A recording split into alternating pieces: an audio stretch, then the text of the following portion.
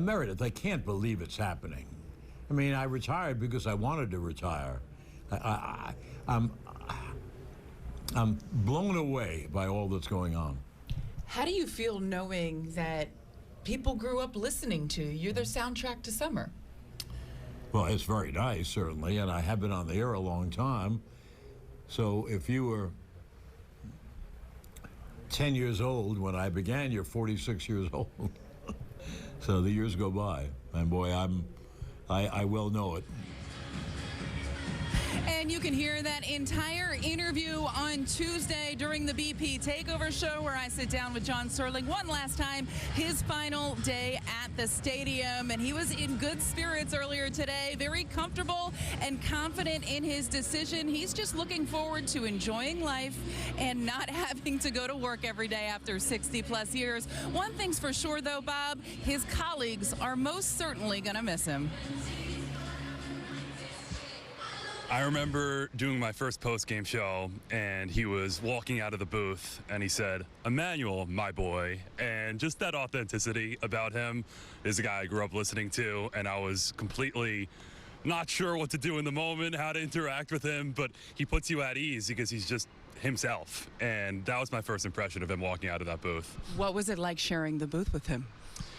It was incredible. It was surreal, like a dream come true to just be in that spot where you're around John Sterling, let alone working in the booth, just to be around him and to watch the way he operated and the way he sort of treated the broadcast booth as his stage, like it was a theater event. As much as it was a broadcast, he was a performer, and I soaked it all in. It was just so cool for the brief time I could to see everything he put into it and how he was so uniquely himself. Like, I don't think there'll be ever anyone who's as uniquely himself as John.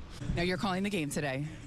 Have anything in store as far as a Sterling tribute? If they win, are you going to do the Yankees win? I don't know. It's just, it's not my style. One thing that John has always told me, and especially after I was hired by WFAN, he made it a point to say, find your way.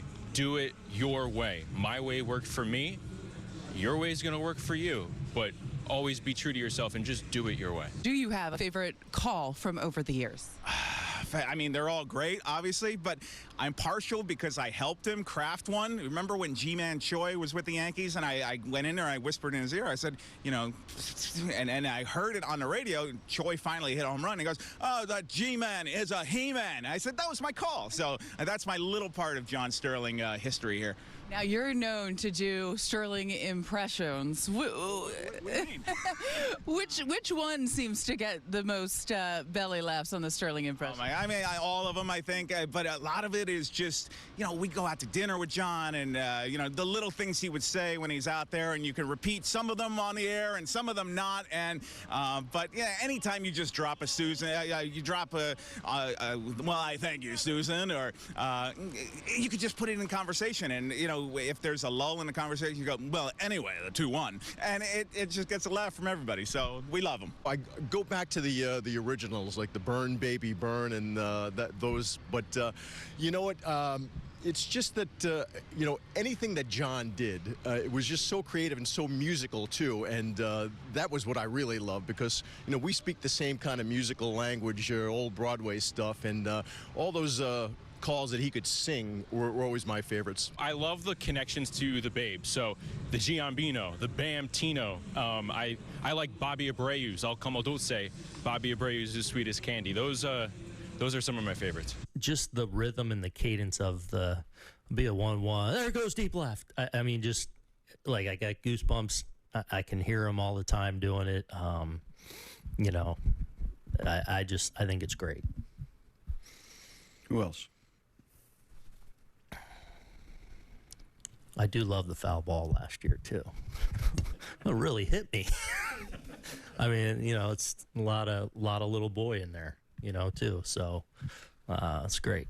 What do you think it's going to be like at the stadium on Saturday when they honor John? I hope everybody appreciates who he is and what he gave to this team. It's, I hope it's as emotional for him as it is for me and for everybody else. Just think there's 3 generations who have grown up listening to John Sterling, and just the emails and texts I've gotten from people all over the country, people I don't really even know. I know he's going to love it. He's very emotional, and I hope he just has a wonderful day. And, you know, he is allowed to enjoy the rest of his life.